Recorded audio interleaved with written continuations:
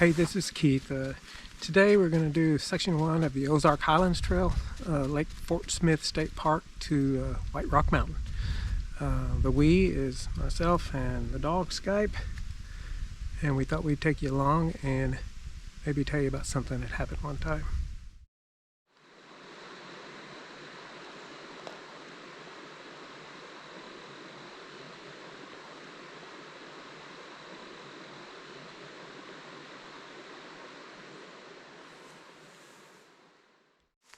Okay.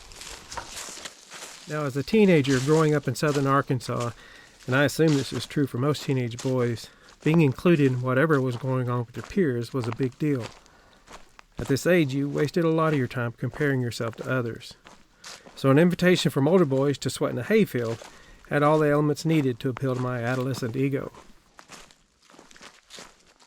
Lower Arkansas, for the most part, rests on sand, left by a shallow ocean that long ago found someplace better to be.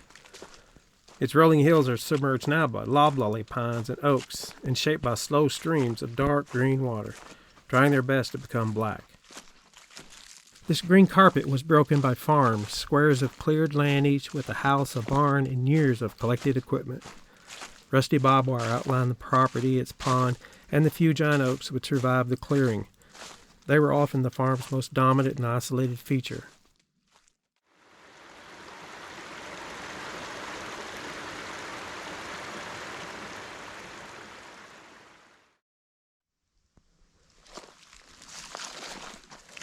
Hauling hay was a traditional job for local boys who worked cheap and didn't mind the 2 days of whole-body itching which generally followed.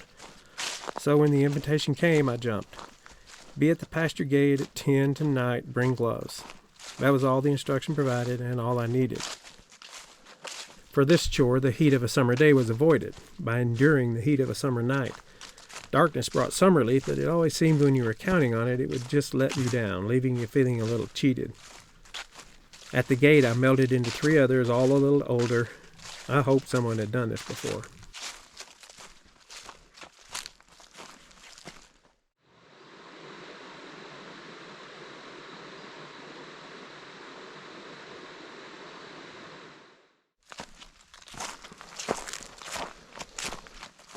Waiting on the gate's other side was the farmer. I don't remember his name. I'm sure he shared it, or more likely his nickname. He very much looked the part, faded coveralls and a white t-shirt underneath. On it in the dim light, you could see sweat in all the places you'd expect to see it on someone who worked hard and outside. It didn't take long to see the farmer saw the entertainment potential in the evening. A captive audience of teenage boys to tell you stories and share pearls of wisdom, all while they cuss and struggle through probably the hardest work they had ever done. Even for a Saturday night, this show would be hard to beat.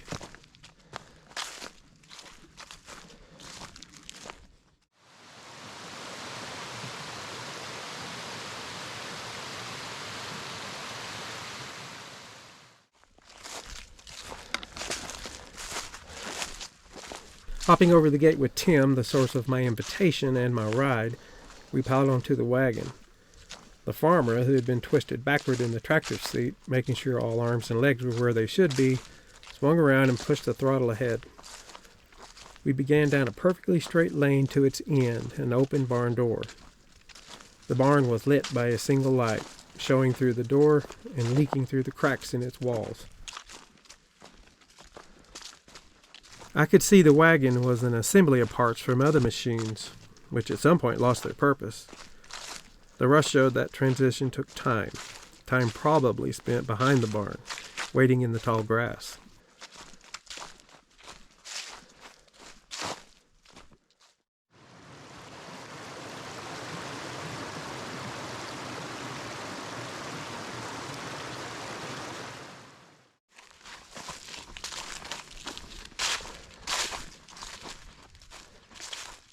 At the barn, the work plan was delivered.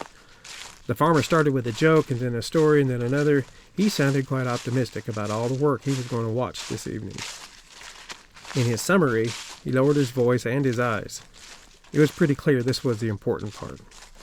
The hay in that field, he said, pointing into the darkness, needs to end up stacked in this barn. I'll handle the tractor and you handle the hay.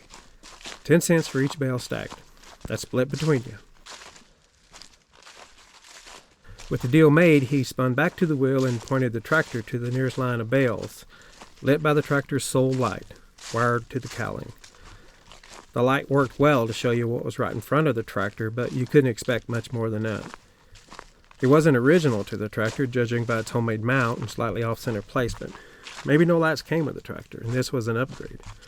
A rust-colored refugee from behind the barn.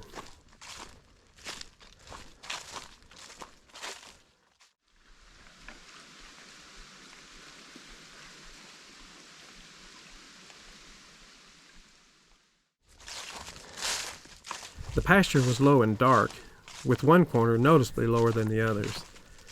Each time the tractor's light swung its direction, a very still, very fragile mist could be seen floating just above the ground. We began moving down the center of 2 rows. Just within the reach of the tractor's light on each side, a line of evenly spaced bales started passing by.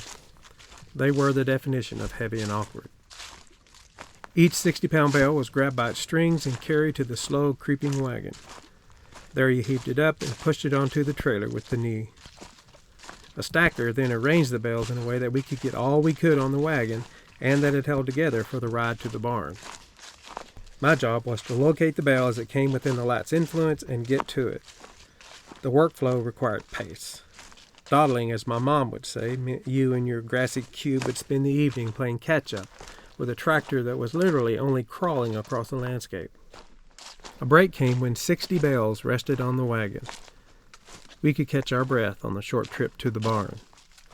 The farmer showed his skill by easily backing the trailer through the open barn door into a large empty void. Our offering seemed underwhelming.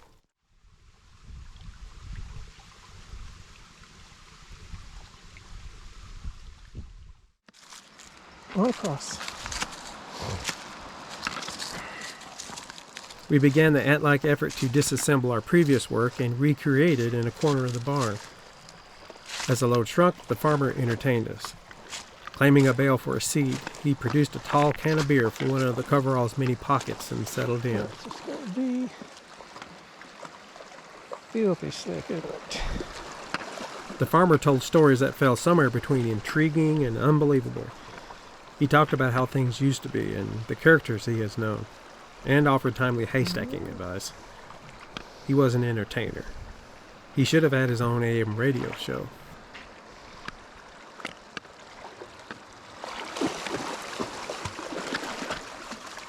He spoke of that low section of pasture, where the fog first shows itself. On certain evenings, he said Haints could be seen moving through the mist. He cautioned us to keep an eye open. Then he took a long, dramatic drink of the king of beers, as if memorializing this truth.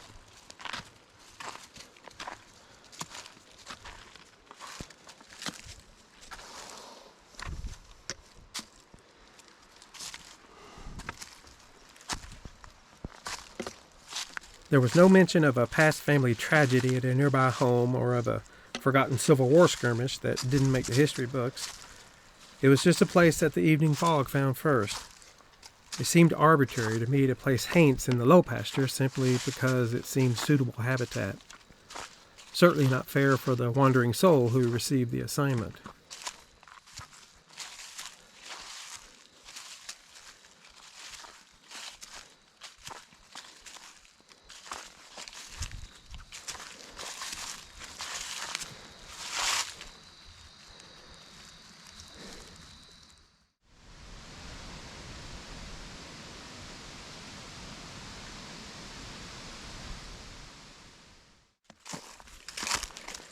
Four more trips to the barn like this one, and we will get to our goal of 300.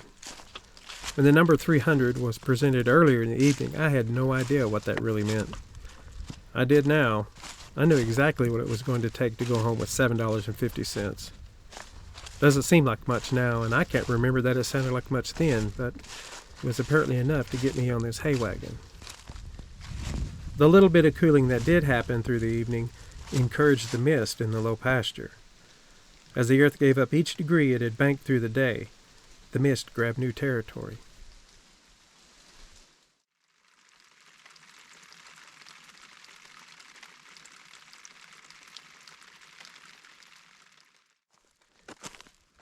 The next run went well, and the next. We learned what didn't work and became as efficient as could be expected of a group of teenage boys. The farmer was impressed enough to take his leave, apparently satisfied with the evening's entertainment and confident that when he returned, 300 bales of hay would be stacked in his barn. He picked one of us to drive the tractor for the rest of the night. It was not me.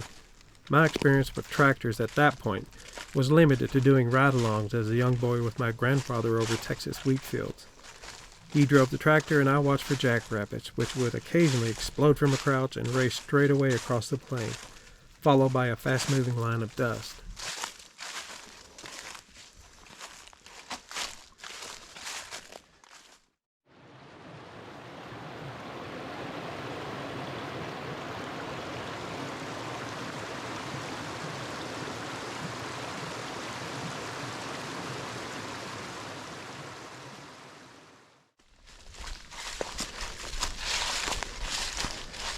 By our third return to the field, the mist was encroaching into our workspace. It was grabbing the tractor's headlight and sending it in all directions, creating an illuminated sphere above us. This light dome traveled with us as we moved down the line, lighting one and briefly two bales as they passed. Each bale laid flat on its back, low to the ground, like it was trying to hide. Outside of the dome, everything else was black and unavailable.